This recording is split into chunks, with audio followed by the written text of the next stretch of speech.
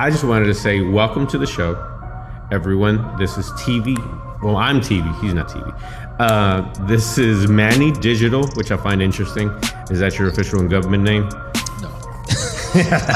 I'm like, man, that's cool.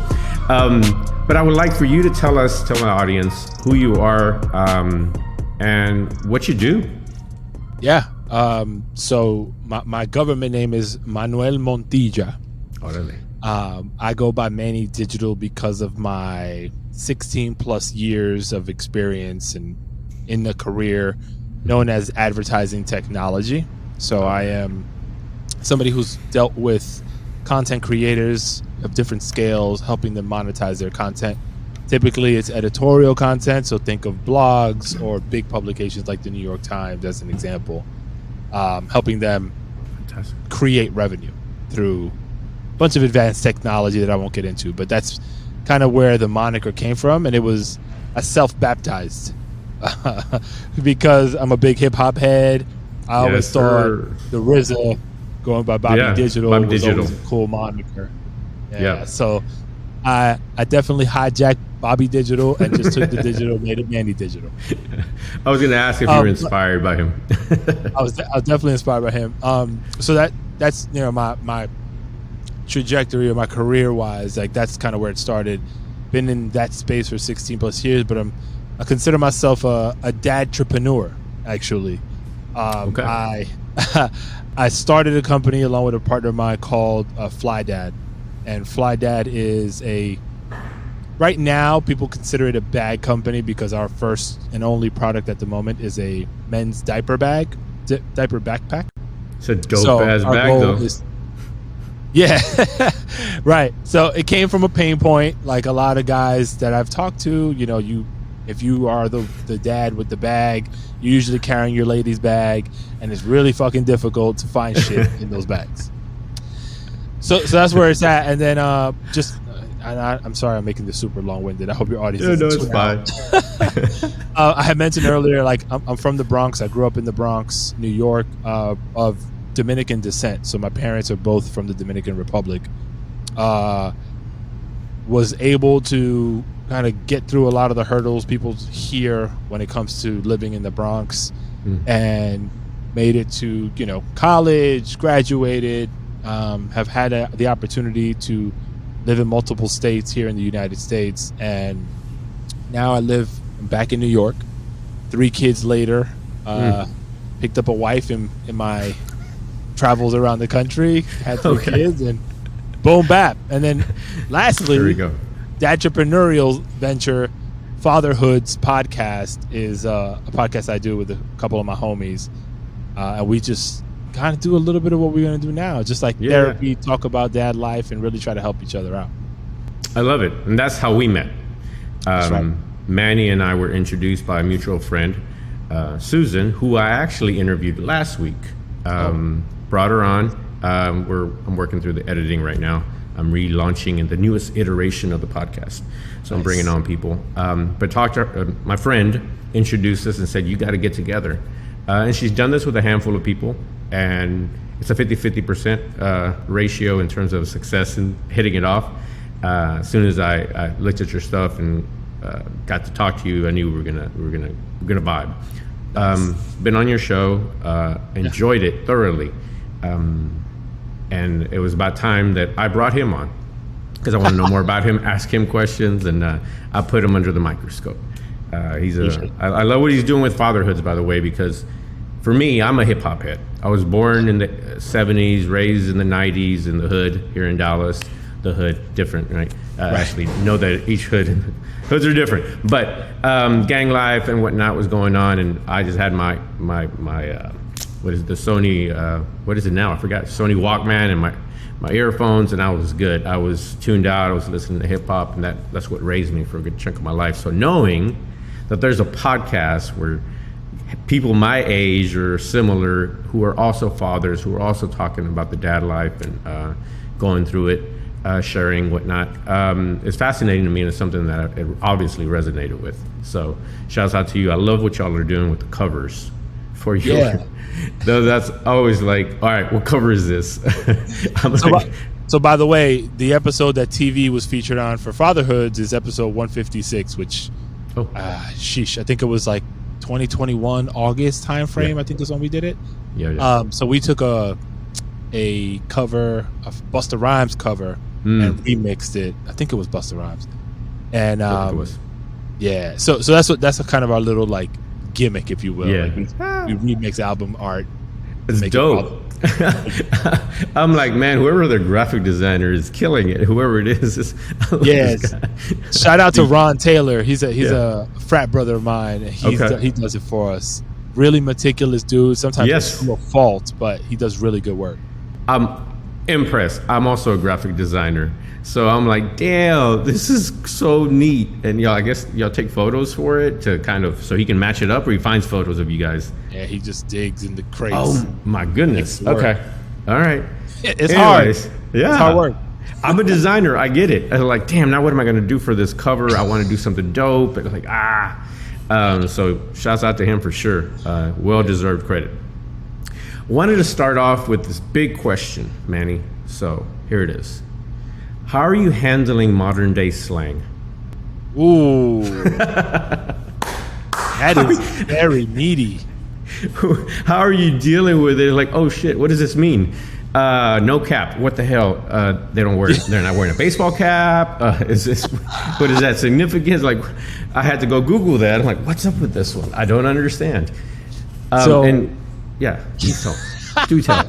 It's a great question. It's a loaded question, but it's an awesome question. So I'll tell you a little bit. Like I said, I have 3 kids. My eldest, she is 15. My son is 9. And then my youngest daughter, she's 6. Because of my eldest being in high school, being the oldest, and really just involved in all these social, I call them experiments because to me they feel that way, but this is her world. Right. She comes home with something new every week. And my reaction is always, yo, shut up with that nonsense. What are you saying? And gradually I'm starting to wean myself away from that reaction because I'm like, yo, I was that person. Exactly. Right? You gotta be careful, right? Yeah, and you become now I'm a boomer in as far as like the slang goes. Right. Yeah. That took me a minute. I'm like, what's that? Baby boomer? Really? Right. And that's an insult. Yes. Right. But then I'm like, no, I'm Gen Z or whatever, whatever. Yeah. I can't even keep track. Right. But so the way I deal with it is I try to engage in conversation to understand the genesis, to understand if they understand the genesis of the slang. Mm-hmm. And I try to approach it from like the historical standpoint, like whatever the history of that particular slang might be. Many times there is some sort of correlation with our generation or culture, right?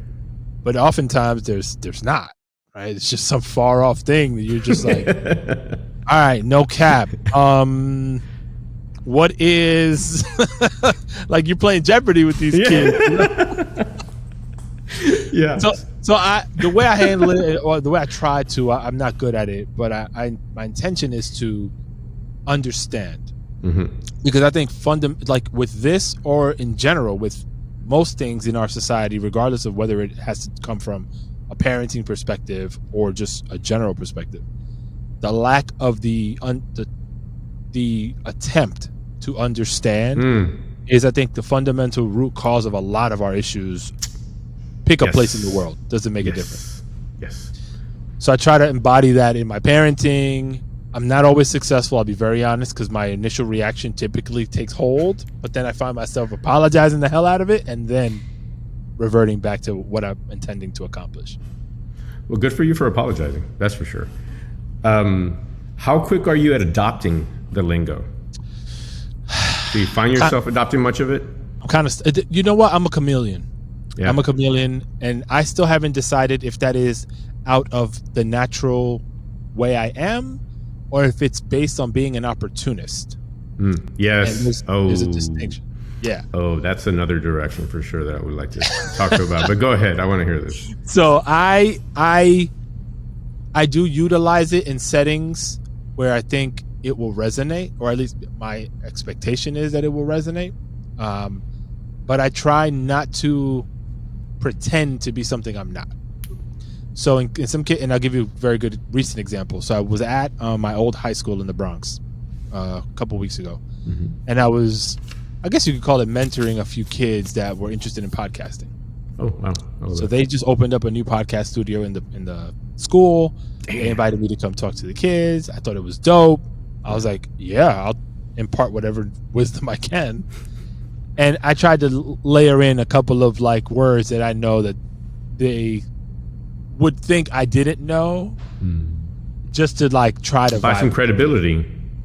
But I did it in a kind of a joking manner, like, haha, I know I shouldn't be using this word, but I'm gonna use it anyway. What do you think about it? Like on that type of time. Yeah.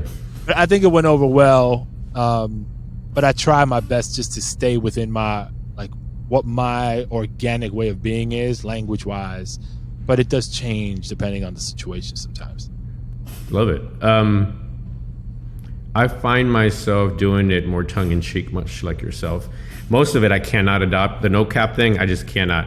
I cannot use that in a sentence with a straight face. Can you do it? Can you do it via text? No, the I can't even do it. With the tap is what I like to use. Do you? I can't even do it in a text. I can't go there. I have found myself. Some of them are simple, like just 100%. When people say 100%, I'm like, well, that's just an extension of something that was already like, yeah, agree 100%. I agree. Liddy, facts. Yeah, that's kind of a play off of modern day language, but using it as a punctuation. Facts, right? I can do that. Let's spill the tea. That one. Yeah, I can't do that one. I can't do that one. The Liddy, it's lit, that kind of thing. I find it funny. My daughter actually banned me from using it, even jokingly. She canceled you? She told me, you can't use it, Dad. I'm like, But then when Beyonce used it, I'm like, look, Beyonce's even saying Liddy. She's like, no, I can't believe she did that. She's like, she's better than that. She said it in some song. That's long ago. Yeah. But I do try to stay in my lane in terms of like, because it almost seems like I might be mocking them. And it definitely, when you're talking to them and you're having a serious conversation, if you throw that out there, it's like you're gonna lose them. But I find it interesting because it is checking myself as well. Like I can't really be overly critical, because something I think about a lot is language evolves, language grows, and at some point or another, almost everything we speak was slang of some sort. Right. Virtually everything. Not everything, obviously. There's still some proper grammar in the world. So knowing that and keeping that mindset keeps me from like, what is this? Y'all aren't speaking English. Get out of here. And we were them. So I don't want to be my parents. I fight that all the time. Like I don't want to sound like my parents. Like pull your pants up. Well, obviously don't have them down to your knees, but all that ongoing conversation is making sure that I'm checking myself and not just being an old cranky ass dude. But I thought it would be interesting. It's hard as hell, bro. I got to tell you. And I know your daughters are older, different sets of challenges at this point, but there's it's like that early stage of development and like child rearing. It's like, I'll give you an example. My son, 9 years old. My son wears the same hoodie now that it's a little chilly here in New York, 4 out of the 5 days a week. I remember those days. Now I'm like, yo, bro, like, don't you think you got to give the uniform a little break? Right?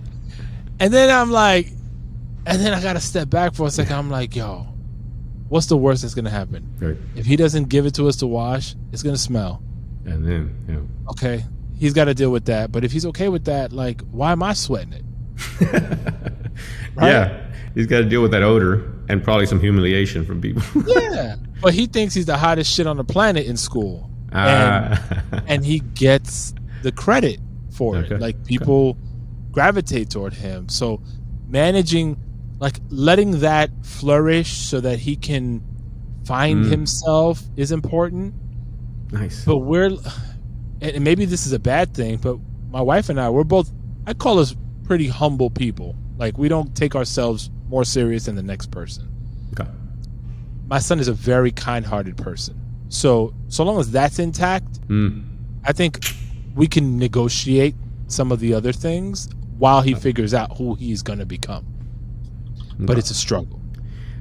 you said something that I love, because my parenting is, and that actually leads to the next question I wanted to ask is, but my approach has always been kind of, I have two daughters. They're both similar yet different, which is really interesting. Like, and they're both different sides of me. That's wild. Yeah, like one takes on more the fine artist, woo-woo aspect of me, and the other one takes more of the strategic side of me, because I kind of am the programmer and I'm the designer. I'm like, I play both sides because I flourish on both sides, and they each are like that. Oh goodness, where was it going with that? Oh yes, the oldest didn't go to college. She went straight to the job market, and she's got a full-time job. The younger one, she's going to college. We're working through that right now. College is expensive, man. Trying to figure that out, because I was an independent business owner, right? Right. But I didn't want to shove my beliefs on either one of them. They know my beliefs in a lot of ways. I didn't go to college. I started my own business. But at the end of the day, as long as they were good human beings, I knew that we were going to figure it out. And if they're doing that, then we can negotiate on a lot of things. If they're good people doing good service and providing and helping and showing up for individuals, organizations, like all this nonprofit, like they do these kinds of things, I am good. I'm not going to stress out about some of these things. And in the moment, it's catching yourself and like, is this really important? Is this a fight I want to pick? It's literally like having to ask yourself that exact question in the moment. Like having the awareness to be able to do it is, I would call it damn near impossible, because your emotions are riding so high off of something that 9 times out of 10 is BS. Yep. Does it matter? But you're wired in a way, and I could directly correlate it to my upbringing. Yes. So it's really difficult to shake. As much as I'm in similar path with similar way that you described, I don't want to be my parents. I love my parents. Same. They did what they had to do based on what they had available, and I appreciate the hell out of that. But I believe, and I think if I ask them, they'll say the same. I don't want you to be me. I want you to be better than I was. And that's the exact same thing I want for my kids. So like that specific, like letting them be who they are, so long as you know the foundational pillars are set properly, let them. Yeah. College, if you don't want to go to college, don't go to college. But here's what reality looks like. You got to figure out how to sustain yourself. Absolutely. Yep. And then, I'll be here as long as I can to help you figure it out. You will figure it out. Yep. Thank you for that. Question. The next question for you is, who has influenced your parenting style? How is anybody in particular, or how have you come to find yourself as a father and how you show up? Damn. Yo, you got some good questions. Take it from somebody who I feel like in my podcast is very ad hoc, rapid fire, kind of like come to, it sounds like you did some diligence. I did a little bit, because I'm like, it's the first time I'm talking to a dad who's in the mix right now, right? Yeah. So you're learning, obviously. It's all a learning experience. Absolutely. In real time. In real time. So it's an interesting patch quilt sort of setup. Gotcha. I do take influence from people that I look up to and kind of respect to some degree, but understanding full well nobody's perfect. So I don't look at any singular person as the inspiration. I take pieces of how I see them move and operate from my third party vantage point. These are people that I may not even actually personally know, but I see how they move in certain places, and I admire how they do that, right? And so but if I had to pick, right, honestly, like starting the Fatherhoods podcast has given me so much useful things that I can actually apply by merely having conversations with other dads. Full stop. It doesn't matter. I don't care if you're black, white, rich, poor, fat, skinny. It doesn't make a difference. The conversations around pain. I'll call them pain points, because there's obviously a lot of good things that come from being a dad, but like we tend to, when people talk about parenting, the first thing they fly to is like, oh, you're not gonna believe what I had to do. So you kind of start from that place. But just like little things, man, that people say that they don't even intend to impart any wisdom, I take as big nuggets, because it strikes me. Like, and anytime that I'm willing to be honest with myself and then look in the mirror, I grow so much. So it's this big mishmash. A lot of it is, I'd say, accountability. Like taking that moment to just stop after I have a good conversation or have a bad conversation with my kids. Assess what you just talked about, yes, and see if what you did was for their betterment, not to make you feel good or your own ego, to satisfy your own ego. Right. And if you can come away honestly saying like, yo, that was for them, that wasn't for me, then I feel like I did my job. And if not, then I find the next opportunity to correct that by whether it's apologizing or doing something that I may have said I'm not going to do in order to show them like, yo, you were right. Love that, man. How about you? Oh, go ahead. I'll let you finish, and then I want to know how you pattern your dad style. Thank you. That's a t-shirt. Yeah, right. Like my dad's style. I think you said something very powerful. In your podcast, through your podcast, you've learned so much. And I think that in and of itself is the remedy to a lot, or to improvement, is having conversations. And I think as men, we don't have them. And before, maybe we were in a small circle, we lived in our neighborhood, who are you going to talk to? And if you're being like tough and you got your shit, you're handling your home, you're not going to share that your kids are running over you, or your kids aren't listening, or they're scared of you. Like, you're not going to share that. So the fact that you can talk to other fathers, and you do this on the regular and can take away little nuggets here or there, speaks to the value of simply having conversations, vulnerable, open conversations with no bullshit, right? I love that, and it just says it affirms my belief in just talking more. It's something as men that we don't do enough. I'm trying to do that better myself. We have to talk, share our shit. If you don't do therapy, do that. Just talk to each other. Dump it for that. So it's the truth, and like I said earlier, like I firmly believe if we as human beings can do that more often, with empathy and honesty, bro, like there's so very little that we can't get past. 100%. We don't ever have to like agree. That's the other thing. Like, people, when you open up, you feel like some people feel like they have to agree with whatever you're saying. You don't have to agree. You just got to listen, and then you got to weigh in if you feel compelled to. Right. Agree to disagree. Move on your way. I was watching Brene Brown. She has a new special on HBO, and she talks about one of the magical things to actually doing exactly what you're saying is listening and believing.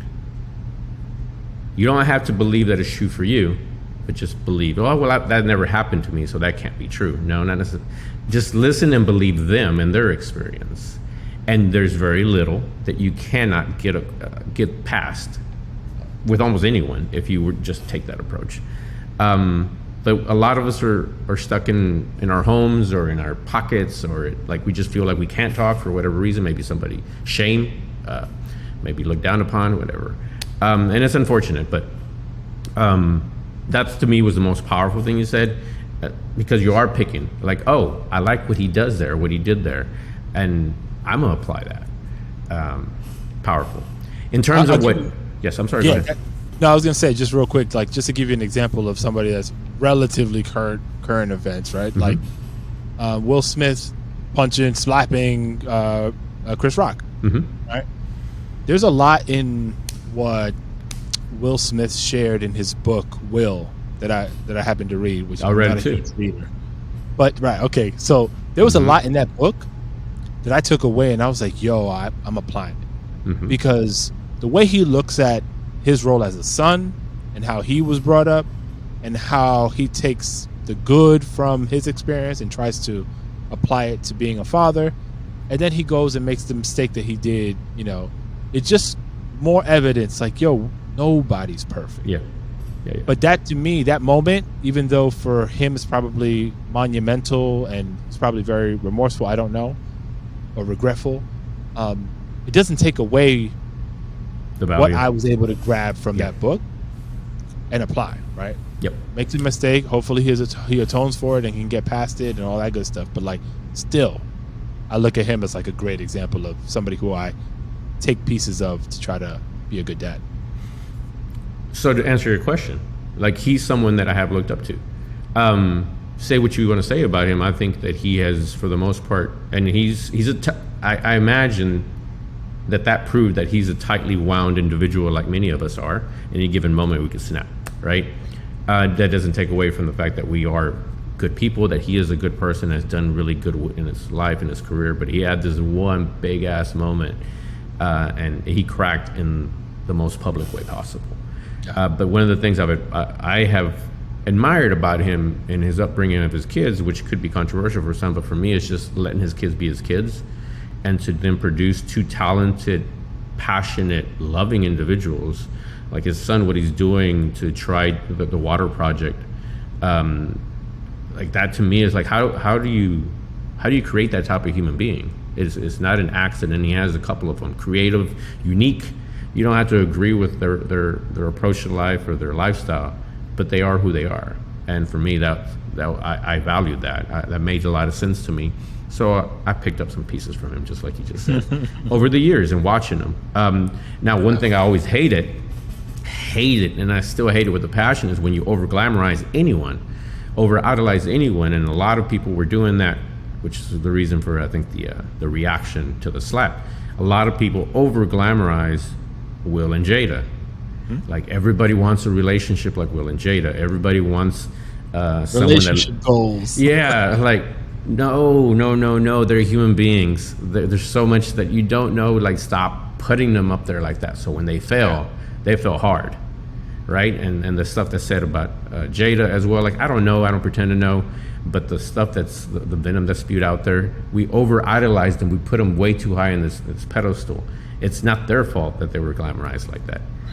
And they would willingly tell you that was probably, they never wanted that. But I pick up things from everybody. He is one that I've been watching for years, since back in the day. I'm watching his acting career, just watching the way he moves, and as a father. But I pick up things everywhere. I pick up things from business books. I pick up things from a lot of my parenting. I figured out my best parenting comes from the fact that I used to be a grocery manager, and I had teenagers. That was a majority of my staff, and then I had adults, and trying to figure out how to speak to each one and move each group and try to get them to show up. And back then you couldn't wear earrings, you couldn't chew gum, if you had tattoos, you had to cover them up. So when I became a father and I had two stepchildren, and then I had my daughter. So in a span of like a year, I had 3 kids. Went from 0 to 3. I realized that the management, because you're talking to human beings, you're managing personalities, you're trying to figure out how to communicate your ideas, or hey, this is the new policy, the new rule in the house based on this or that. Like, go to bed by 9. This is what we're doing, right? But it was management. It was learning how to move people and persuade them to do things for their own best interest, right? So I've been, much like you said yourself, just knitting, which is a patchwork of lessons that I've learned all across my life.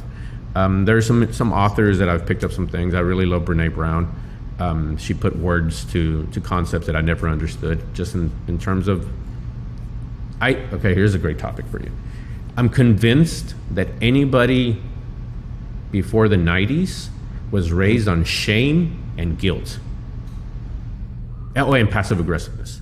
Everything was communicated to you in a passive aggressive way, and shame and guilt was layered in there to make you behave. Conform. Yeah, to conform. Great thing. That's a better word. You said people that were born before the 90s? Before the 90s were raised almost 100% on that, with that method of approach, with that approach by our parents. I used to think that it was just Mexicans. Then I met white folks, and then I met black folks, and then I met some Africans, and then I met some Dominicans, and I'm like, oh no, this is everyone. Everyone used shame. I'm like, what are the people going to think about us? What's the church going to think? They're like, oh no, like, you can't go out like that. You can't wear that. You can't say that. And I'm like, I'm not hurting anyone. What's the big? No, you cannot. We will not. It's almost 100% true.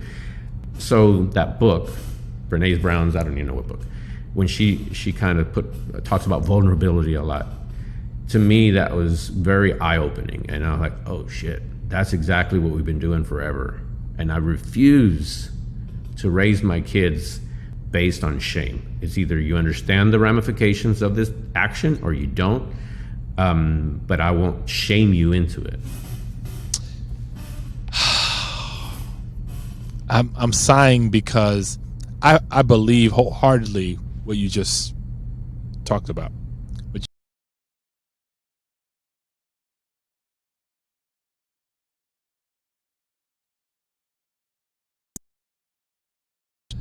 And I was just about to try to find an excuse for I grew up in a particular way. And the way we interacted in my neighborhood was like, you snapped on each other. Okay, yes, I hear you. I did too. So people know that they don't know actually that if you fuck with me, I can, like, I'll pop off on you because I was raised in the hood. Like, we're going back. Yeah, all day long. and my approach has always been in those circumstances. It was never physical, right? Some people couldn't take it and they go to blows. Right. Me, it was wittiness, and it was find the way to disarm this person by clapping back verbally, creatively, right? And that's a skill I developed, and I still have it to this day. Fantastic skill. I'm there with you. it's great, but I find like my kid's skin. Well, it's developing. I'll tell you in a few years whether or not it's thick enough to handle what I'm saying. But I find sometimes like it comes off like shame or like an insult, right? And and they know my personality. They know that I'm clowning, not really trying to hurt your feelings. I think at least my older two understand. Actually, my youngest, she could give me a run for my money. Why am I not surprised? That 6-year-old will put it on me, and I'm not expecting it, and I'm like, whoa, wait a minute. Got me. So it comes off like I feel bad sometimes because I feel like they ingest what I'm saying as me shaming them, and I have to be careful and check in and acknowledge when I've messed that up because I might be too aggressive, and it's because of my conditioning. I'm like sparring with dudes my age, going back and forth. Like, I got good at this shit, so I can't take NBA level talent and drop it down to freaking CYO basketball level. Like, I gotta chill. So it's like with everything. Like, it's that we could be giving each other advice, and like we try to level set a little bit and say, yo, here's how I would approach it. I can't tell you that I'm doing it 100% that way, the way I'm talking about it, but it is the approach that I see working when I do it. So I would recommend you do that. Right.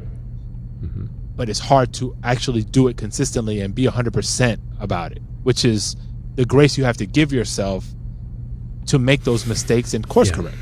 Yeah. And I think you also said something earlier that I commend you for. A lot of parents struggle with apologizing, at least acknowledging like, wait, I used to do that every weekend. In the moment I try to do it, but every weekend when I had the girls, I would self-assess. How did that go? What lessons did we cover? How did I do? How did I show up? And then try to remedy that. But if there were moments, there's a couple of times where I lost my shit. And they were early on when they were younger, I literally lost it, and they were crying, and they're in the other room. And then the more I thought about it and ruminated on it, I'm like, that was fucked up. They're just kids. They literally were like 6 and 4. And like, they don't know what they don't know, and I just lost it. Called them over. I'm crying. I apologize, and I'm like, please forgive me. But it's that willingness to apologize and acknowledge that, dude, yeah, you're grown, but you still made mistakes, and it's okay to apologize. And I think I hear this from a lot of adults, is that they have parents to this day that refuse to acknowledge that mistakes were made, or that they cross lines, or just they feel disrespected. Even as adults, their parents are still talking to them in such a way, and they refuse to apologize. So knowing when you do cross that line and when maybe you are hurting them is key, and you can always back that up. They know you're not trying to be a jerk, and you're just having some fun with them, or maybe just trying to toughen them up a little bit. I respect that, because I'm the same way. Kudos to you, brother. I mean, look, the world is cruel, right? I'd rather you and I spar, and you kind of get a feel for it, and then I see your reaction, and then we maybe discuss it, or worst case, you cry, and then I atone for my sins, and then we kind of figure it out, right? Because I'd rather us do that and go through that than you go out there and get destroyed by somebody, and now your psyche's completely screwed up. 100%. Because it matters more to a lot of these kids. Well, I'd say to most kids, what their peers' reaction or relationship with their peers is, versus like what their parent might think. For that age, for sure. Yeah, absolutely. They definitely need to be able to hold their own, or else self-esteem gets dropped to lows. You don't have that, then they're going to feel horrible at school or anywhere, frankly. So I definitely try to do that as well. I like that sparring. We're known for being really witty and just going at each other, improvising, but feelings sometimes do get hurt. Because at some point you're going to say something that's insulting. Cross the line. Yeah, like it's like boxing. Back with the analogy, like sometimes you get punched below the belt. Oops, my bad. My bad. Oh man. What does your shirt say? It says Papi Chulo. It does say Papi Chulo. That's what I thought it said. That's my girlfriend's yoga. Oh, that's dope. That's your girlfriend's yoga Her thing? brand. Yeah, she does a prenatal yoga classes. Yeah. And she did a little trade show kind of thingamabopper, and she had these printed. And by the way, they're the #1 sellers. Moms were getting them for the husbands or dads, or dads were getting them for themselves. We might have to talk. We might have to figure out a collab with Fly Dad, because I think that'd be dope. One of the people that comes, one of the ladies that's been coming consistently, I think she's Puerto Rican. I have a hunch her husband's Dominican. Okay. It's crazy. She walks up in there with a plátano and tostones in I don't know. It's just a hunch. I don't think he's Puerto Rican. He might be. I don't know. Wow, that sounded horrible. My bad if you're watching this, homie. I forgot your name. Hey, we're just sparring. Don't worry about it. It is what it is, brother. All right. I wanted to ask you, as a father, we got so many things we're trying to teach our kids. Yeah. Right? We're trying to prepare them. But what would you say are some of your top lessons you're trying to get across to them? Like, oh shit, this thing. If they don't understand this thing, because you've lived a full life, you've been in the business world, you've been in the hood. They had to be willing. For me, it's actually important that they're able to go to a urban setting and feel comfortable, and go to a boardroom and feel comfortable, and like feel comfortable wherever the fuck they're at. That's always been very important to me, especially because they're both females. So it's like, yeah, you ain't showing up weak. We have to make sure that you show up and you shake hands like they're not going to know what to expect. They're like, oh shit, you've been taught, you've been trained. I'll tell you my biggest fear, which goes into like what I try to impart and condition and like train them to overcome, is a lack of self-confidence. And now I don't know if you experience this. This is a question for you that I'd love to understand, but like, Please do. Being a father to one boy, 2 girls, the deck of color, the deck is stacked so much against, especially the girls, right? That oh god, it's imperative that at a minimum they have enough self-awareness and confidence in their abilities and who they are, and understand that about themselves. Because without it, I feel like they will never be able to reach their fullest potential, regardless of what challenges society brings. And there will be many. Mm-hmm. So I struggle with, I guess I push that agenda. Like, yo, I give them props when they do things well. I challenge them when there's reason to challenge. But in a way, I try to do it in a way where it's not deflating.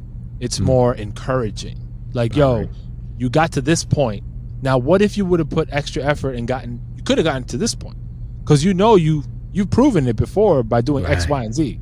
Yeah, and I always point to the history because it's easier for them to understand like where they've been and like apply that. Like, yo, I know I got this. Look at my 15-year-old honor student since the day she started getting graded, exams in school. Yeah. To this day, she's always worried about doing well on a test. And I'm like, yo, dogs. Dude. Yo, dogs, no cap. Go check the receipts. Like, all you do is overperform. So stress, practice, study, prepare, but don't kill yourself. Like, you gotta enjoy life. So the confidence thing to me is paramount across all of my children. And trying to find, and I can't say that I have the formula. It's me and my wife and everybody that they're coaches and sports, everybody. I'm like, they're teachers. Listen, my kid needs opportunities to increase their confidence. However you think you can help, please do, because it takes a village. Yeah, it does.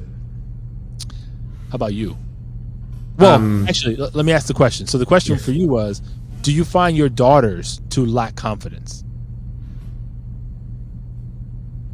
No. Okay. They still question themselves.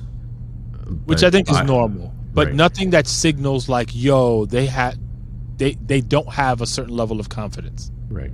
They don't. I mean, they're good for the most part. There are moments that we have conversations and they're struggling and stressing, especially the older one. It's the first one that I can think of because she was in a job. She was trying to prove herself and doubting herself. But now she literally said to me the other day, like, I can learn anything. I can do anything. I literally, like, I'm doing everything. I do graphics. I do video editing. I do podcast editing. And if I don't know it, I'll figure it out. I'm like, wow, yeah, good job. Wow. What I try to do that intentionally because I know that's an issue. If you don't have confidence, everything becomes challenging. It could be just crossing the street. If you walk unconfidently, you might get run the fuck over, right? Because people are like, are you going to cross or you're not going to cross? It can be as simple as that. From a very young age, we would do a lot of things. We even did parkour. They play basketball. They do art. They do watercolor. They do all types of things. They each took like even a free class of jiu-jitsu. Yeah. They took a boxing class, a couple of boxing classes. So much like what you said, I called it a portfolio of success. They were good at all of those, and if they stuck with it, they could be great at any of them if they chose to. But over time, they continued to add to their portfolio. So anytime something would come up, just like you said, where they start questioning whether they can or cannot, I just like, hey, here's your portfolio. Like, these are the things that you've done.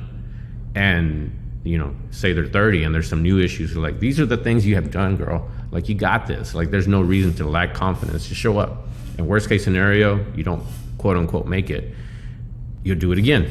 Like, it's not that big a deal. It's almost nothing's life or death. So it's building their confidence over the years to where by the time they have to show up in a big way, it's not a big deal. Or even they know they can manage their own expectations and know, hey, it's cool. I showed up and I did the best I could, or I wasn't prepared, and that's the reason I didn't succeed. They do poetry, they've performed, they've stepped on stages. So that to me was probably my biggest key to ensuring that they could step up, get a mic, and speak to people, hold the audience. So between all that, that was my way of trying to ensure that confidence was instilled in them, and whenever it faltered or it was diminished, they could quickly summon it back up just by checking their portfolio. That's a good hack, actually. Like getting them prepared to speak in front of people, like a public setting. Bro, that could be life changing in a good way. I can't recommend that enough. That to me is one of the things that I've focused on, because as I've gotten into this marketing space and grown, it became very evident that the people that can communicate the best, especially verbally, you can be a great writer, and my youngest is a good writer, but those that can communicate through words, my idea into your idea, whether it's trying to woo a partner, whether it's trying to get a raise, get a job, get a raise, whatever it is, it's this communication. So if you can get confident doing this in a public forum, one-on-one becomes easy. It's a cakewalk. Yes. To me, that was my biggest hack. And it was accidental at the time, but they continued to do it for years. I got them coaches. They would get paid a little bit here or there. And now they don't so much do it. Although my young one did an open mic the other day. She got 3 or 4 pieces that she performed because her stuff's pretty dang good. She's continued to write. So I know, speaking to confidence, that if she can do that, and she was vulnerable, she shared some stuff that makes me feel, makes you want to cry. Have you shared? I feel like I saw one of those you might have posted, or maybe it was one that you wrote about them. I may have. I don't think I've posted anything from them recently. The older one doesn't write anymore. The younger one does. This is a while back. I think this is close to the time when we actually recorded together. So yeah, then that might have been my younger one when the last time she performed. It was ill. Whoever did it, it was ill. Yeah, and that confidence piece is there. So it's like, to me, spoken word, improv. I'm gonna put my older one in improv. I told her already. Yeah, that is another critical skill set that I think everyone should master. Not master, but be good at it. Just being able to think on their feet, and I never feel like, oh, what do I say? Oh, I'm at a loss of words. Like, no, you're good. Take your time. But I forgot what I was saying. Oh yeah, so for me, those are the biggest life hacks to ensure that as they wander around the world, they have this presence and know that their words, they know how to convey their words, they know how to enunciate and really put it out there, and they know that they matter, right? And that they don't have to stress. That's a huge point. Like, knowing that you matter, because you see headline after headline of all this craziness going on in the world that I don't necessarily think this is new. We just have more formats to push the media, so to speak. But the lack of confidence leading to people committing suicide and all this stuff because self-esteem. They don't feel they matter. And sometimes, and I hate to say this, it's the parents' fault to a large degree, because you're not showing your child that they matter to you. How do you expect the rest of the world to give them that, right? And sometimes I can't even blame the parents, because they're caught up in, imagine a parent that has multiple jobs, single parent, multiple jobs, trying to make sure that their family is fed, lights on, and then you don't stop to think, yo, let me spend 10 minutes and play dolls with my kid. Something very basic, which I did last night, by the way. Good for you. But on a serious tip, it's stuff like that, and that crushes me, because that's why I like I said, I consider myself a dad-trepreneur. Mm-hmm. I have so much care for procreation and the development of human beings, not the ownership of, because we talk about our kids as our kids. They're our responsibility to take and push into the direction that they want to end up, that's going to benefit them the most, to be who they want to be. You don't own them. You don't own them. You get to you have the responsibility of guiding them, make sure they don't die. Right. But it's such a deep, I have such a love for the work that a parent does that ultimately gives birth to this amazing person that contributes to society in a great way. Like, everybody has that potential. Yeah. We just have to hone it. Agreed.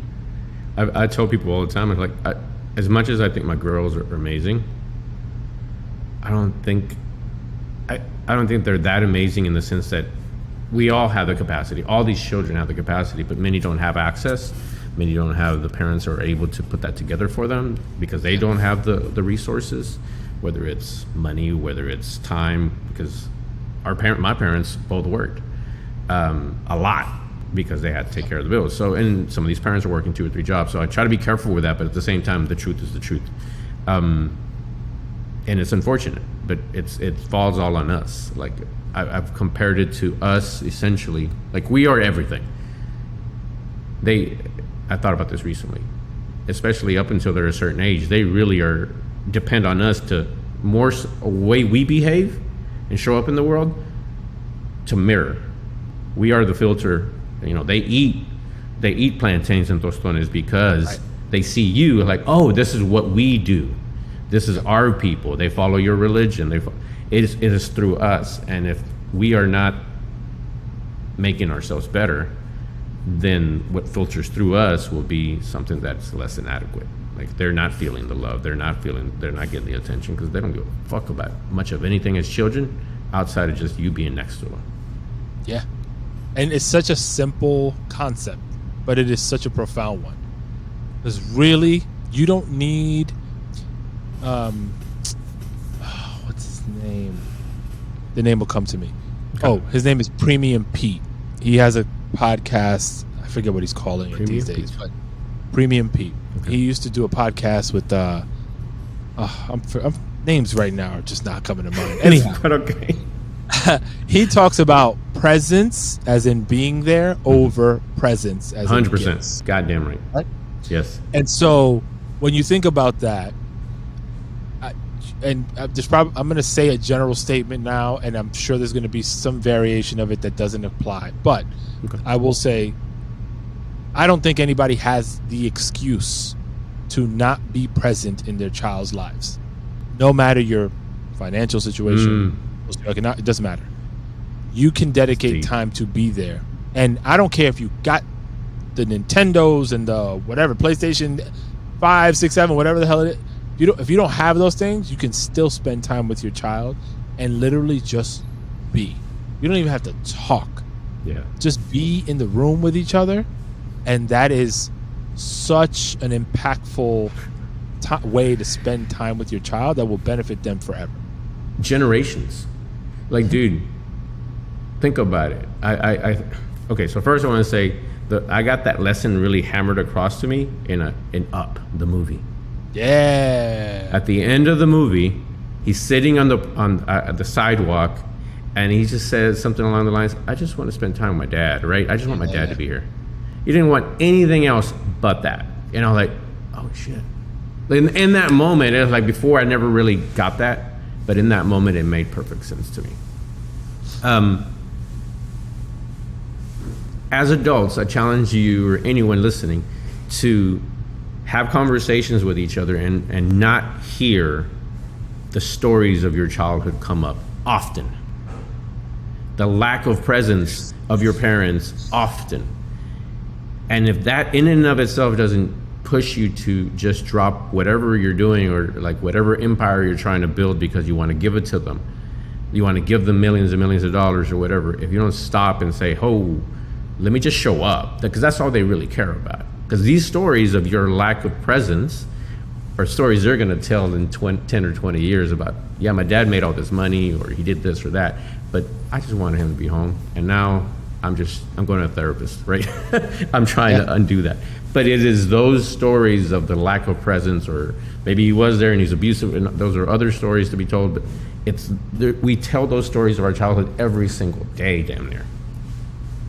It's so DJ EFN is one of my co-hosts on Fatherhoods podcast, and he has, for those listening don't know, he's the co-host of the Drink Champs podcast. It's a huge, make some noise. And this is his constant struggle and the thing that he prioritizes, which is being there for his children regardless of, it could be, I don't know, they had, well, it's controversial now, but like Kanye, Ye on there, right? And he would, if he had something that he had to be there for his kids, he would Love that. not show up, right? And that's like a big get, huge following, like a really monumental moment for anyone to get an interview with Ye. And it's always like he's able to center himself and find that opportunity to always be there as the father that his kids deserve. And it's really remarkable, and I give him a lot of props because it's very easy to find the scapegoat because of the world of entertainment that he's plugged into. Wow, yeah. And not be around. They got plenty of people to interview. Plenty of opportunities are going to come up. Exactly. Yeah, and every day would be an excuse. Good for him. Like every that, I can tell you, well, I don't know how old his children are, but my oldest is 20. 4. Oh, goodness. 4 and 2. Like those are the monumental moments when it's like your field dad. You can sense them in the room kind of thing. My kid's 20 and she talks about things we did when we were 5 or 6 already. I remember when we were broke and we were eating hot dogs, Dad. I remember when we were living with grandma. Like, man, those were some good hot dogs though, right? I quit my job to be there, like and started this business. Like that was my, like, I'll make more money. I'll figure out how to do marketing, right? I'll figure out how to make money. Hopefully I won't be locked up before then, but I will figure it out. But in the meantime, I'm going to show up. I'm going to be at every performance. I'm going to be everywhere I can be, and I'm allowed to be. And now, as a 20-year-old, I feel like, holy shit, that worked. that experiment, that risk worked. And I'm like, to see her thriving is the ultimate reward. Like, I'm good. Right? Can I ask you something? So you have, your daughters are 2 years apart. Correct. Right. And if I remember correctly, you split from their mom relatively early on in their life, right? Yes. So where did you derive the confidence you feel you needed to be the father that you are today? Where did I derive the confidence? Because I'm giving you credit. I feel like you have the confidence to be the father. So like be comfortable in your skin to do everything in your power to be their ideal father, whatever that is for them. Which it sounds like if you didn't hit the nail on the head, you were pretty damn close. I was trying for sure. I think it just came from a place of wanting to show up for them in a way that I would have loved my father to show up. And betting that I could figure it out because I knew I was resourceful. And that as it relates to career. Yeah. And that after that, it was like, how do they need me to show up? Comfortable in my own skin, I'll do that. I wasn't comfortable in my own skin. But comfortable to show up at all mom events. Like, it was just moms and me. Comfortable wearing makeup. Like, whatever I needed to do, I needed to remind myself that this is the man that I would have loved to have shown up at my shit. My father never showed up at anything until this day. Now, granted, now he's kind of, he had a stroke. So there's that. Yeah. So that's another conversation. But never ever came to anything, any of my performances, anything that was of any interest to me, any personal, anything. So I derived it from that place of that little boy kind of saying, this is the dad I would have loved. And just trying to figure out what that would look like in any given moment. Yeah. Does that answer your question? It does. Okay. It does. And I ask it because it's something that I'm constantly talking to my customers about, right? On the Fly Dad side. The whole premise of starting Fly Dad, and I don't mean this to be self-promotion, but I think it's actually, talk to me. It makes sense for what we're talking about, is when I distill it all down, right? What is the fundamental issue that I observe in us having better, healthier nuclear families is first and foremost, most of the time, the mom is the head of household, really, if we're being honest, right?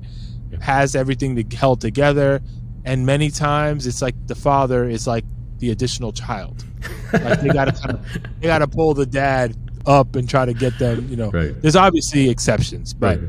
by and large, I feel like that's typically the dynamic. And so I look at it like, all right, guys, we got to level up. And there's a lot, even if we're here as far as partners with the significant other, or even if they're not together, the co-parent, even if we're parallel level, what we talked about at the very beginning is like having conversation, acknowledging that we need help sometimes, like not pretending like we got it all figured out because we're macho or whatever. Mm-hmm.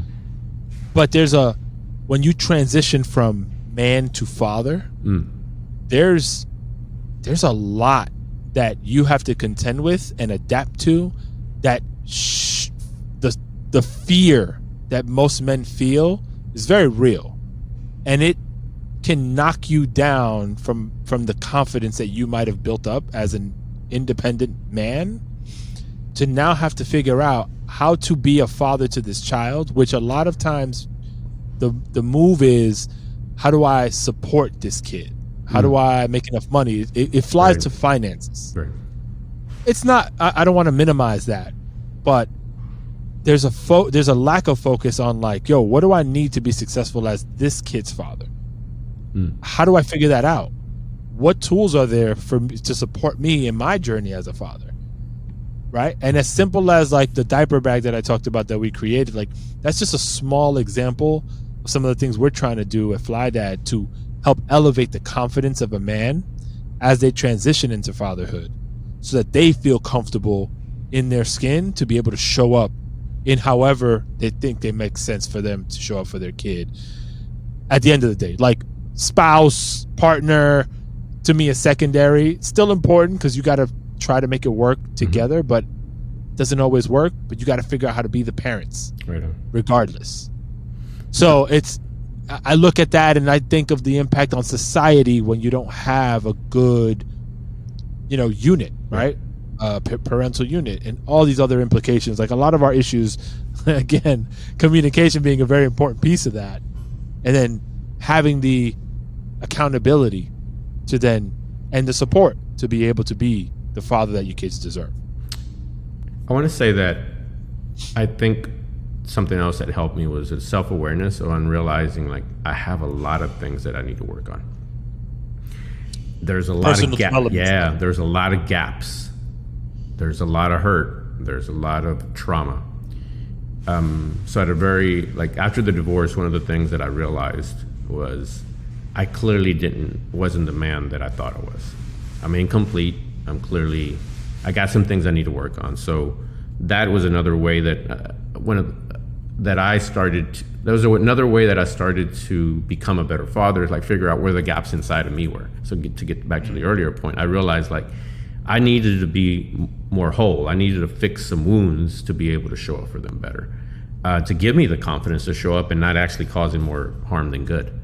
Because, if you're not dealing with your shit and you still show up and you're just screaming at them every given chance, helicopter parent that's hovering over them and demanding that they do things your way, that kind of thing, then you're not doing, it's not going to work out. It's still going to be a bad turnout, bad result. But just trying to figure that out allowed me to show up as much as I could for them. And like, hey, whatever I'm missing, wherever I mess up today, I'm going to work on for the next time. Brother? Yeah. I don't even know how you did that. Was it therapy? Like how? Tell me. Like, what steps did you take to make it all that way? Early on, you familiar with NLP? Neuro linguistic programming. MOP. I forget what they're. That's what I was trying to think of. NLP is it's heavy in the marketing space. It is neuro-linguistic programming. It's supposed to be this combination of like therapy, neurotherapy, hypnosis, and it studies communication. When I was taking these courses, and when I was going through it, they dig into your shit, and essentially it's therapy. And that's when I started realizing like, oh crap, my dad's stuff's going to be an issue. My own dad stuff is going to become an issue because as I'm talking, you're living through that shadow as much as I thought I was done. So through that process, I started to just acknowledge the pain. There's some processes built into this particular field of study that allow you to even go back into your past, and talk to that little boy, and essentially to therapy, right? Wow. Yeah, and address them and tell them that you are valuable, you are worthwhile, you are worth loving, you're not a piece of shit. No eres un pendejo. Right. Those kinds of things. And then just personal development, reading books, picking up like, oh crap, I'm guilty of that. Oh crap, I went through that. Oh, that's why I do that thing. Like just being really honest with myself and like letting down my guard and being okay with not being perfect. And then realizing if you look around, we're all kind of hurting. We're all jammed up somehow. Yeah, and I don't care how successful they are. Some of them might actually be very, very successful, but they're hurting in some way or another. And that once that was kind of clicked, like, okay, then I'm not a weirdo. I'm just one of many, and I can deal along with my shit. So I have done therapy. I've literally taken had about a year of it where I went consistently. That was after my last major breakup. I just consistently try to figure out what I'm missing and being honest and realizing like, okay, that's a thing. It doesn't make me less than, it just means that there's just a gap there. There's a unawareness that I didn't know about, a lack of awareness. And to me, that's just probably the biggest thing is like not feeling like first that I'm very flawed because I had flawed programming. So it's only inevitable, the upbringing we had, the things we had to do to survive, the snappiness, the sometimes it's very useful to survive and get away and have people laughing so that way they don't beat you up.